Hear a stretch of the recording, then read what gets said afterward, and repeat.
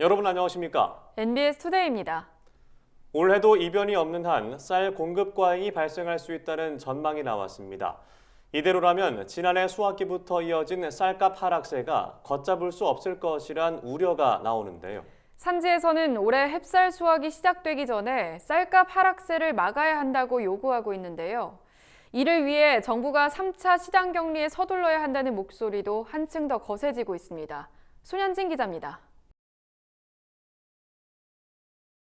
올해도 쌀 생산량이 소비량을 웃돌아 공급 과잉이 일어날 수 있다는 전망이 나왔습니다.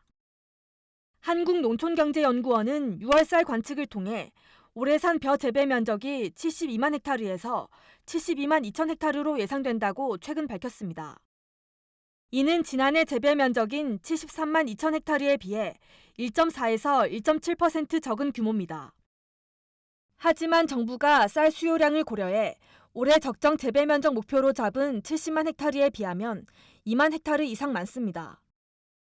이번 재배 면적 전망치에 평년 단수인 10아르당 521kg을 적용해 보면 올해 산 쌀 예상 생산량은 375만 톤에서 376만 톤에 이릅니다.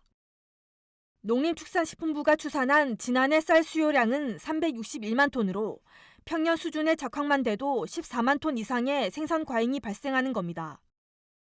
최근 산지에서는 정부가 2차례 추진한 시장 격리에도 쌀값이 계속 하락해 추가 대책이 필요하다는 목소리가 높아지고 있습니다. 통계청에 따르면 지난 25일 기준 산지 쌀값은 20kg 한 포대당 46,190원으로 전순기보다 348원, 0.75% 더 하락했습니다. 쌀값 하락이 지속되는 건 산지의 재고 적체가 심각한 가운데 소비는 더디게 이뤄지고 있기 때문입니다.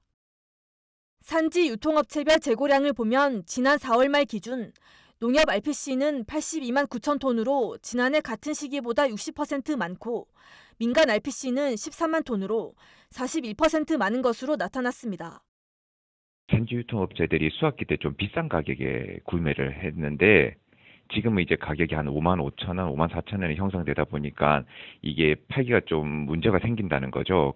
재고가 많으니까 향후 가격이 떨어질 염려도 있으니까 지금 거래를 좀 더 많이 할 필요가 있다. 산지에선 8월부터 조생종 쌀 수확이 시작되는 만큼 정부의 조속한 3차 시장 격리를 요구하고 있습니다. 현재의 가격 하락세를 막으려면 15만 톤 이상을 격리해야 한다는 목소리가 잇따르는 상황입니다. 농협에서 수매하는 물량 중에서 10월 말까지 판매하고 도저히 판매하지 못하고 2월 물량을 조사를 하고 있습니다. 그래서 거기 양이 15만 톤이 될 것이다 해서 이 얘기를 요구를 하고 있는데 한편 정치권에서도 추가 대책이 필요하다는 주장에 힘을 보태고 있습니다. 최근 성일종 국민의힘 정책위의장은 의원총회 모두 발언에서 쌀 10만여 톤에 대한 3차 시장 격리를 정부에 요청해 긍정적인 답변을 받았다고 말했습니다. 그러면서 8월부터는 조생종 쌀이 나오기 때문에 농식품부가 기획재정부와의 협의를 통해 빠른 시일 내 논의를 마무리해달라고 요청했습니다. NBS 손현진입니다.